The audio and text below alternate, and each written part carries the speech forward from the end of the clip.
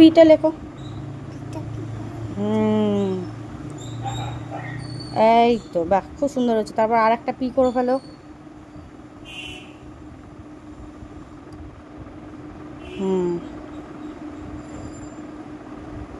বাহ, দারুণ হয়েছে। এবার কিউ করো।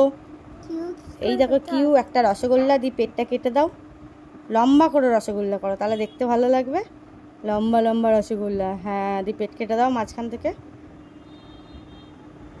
ঠিক আছে, তারপর আর একটা। হ্যাঁ, আরেকটা করো। বাও, মাঝখান থেকে কাটো।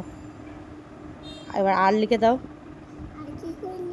ওই তো পি যেমন করলে একটা লম্বা দাগ দাও। এই দেখো, আর লম্বা দাগটা নগে খুব সুন্দর করে একটা লম্বা দাগ ঘরের ভিতর। হ্যাঁ, পিয়ের মতো দিয়ে একটা ঠ্যাং বার করে দিতে হবে। করো করো করো, একটা লম্বা দাগ দিয়ে দাও। হ্যাঁ, তাড়াতাড়ি নাও। Hi fi. চলো, একটা লম্বা দাগ টানো। করো লম্বা দাগ। হ্যাঁ হ্যাঁ, শিগগিরই করে ফেলো, লম্বা দাগ টানো।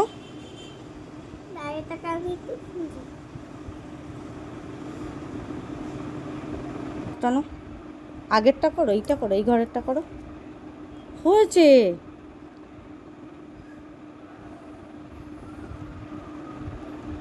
পড়ো। তারপর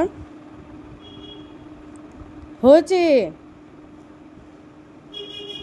হ্যাঁ, তারপর ওয়াও, দারুণ। তারপর আবার একটা হাই ফাই না। তারপর আর একটা। তোমার বাঁকা হবে তো, তাহলে যেমন বসেছিল অমন বসো। দেখেছো, বাঁকা হয়ে গেল, বাজে হয়ে গেল। সোজা করে টানো। তারপরে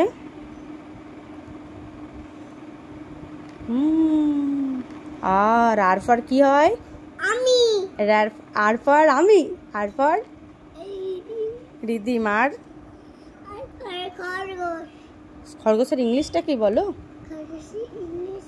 হ্যাঁ, র্যাবিট। আর আর দিয়ে একটা ফুলের নাম বলো। লোটাস তো এল ফর লোটাস।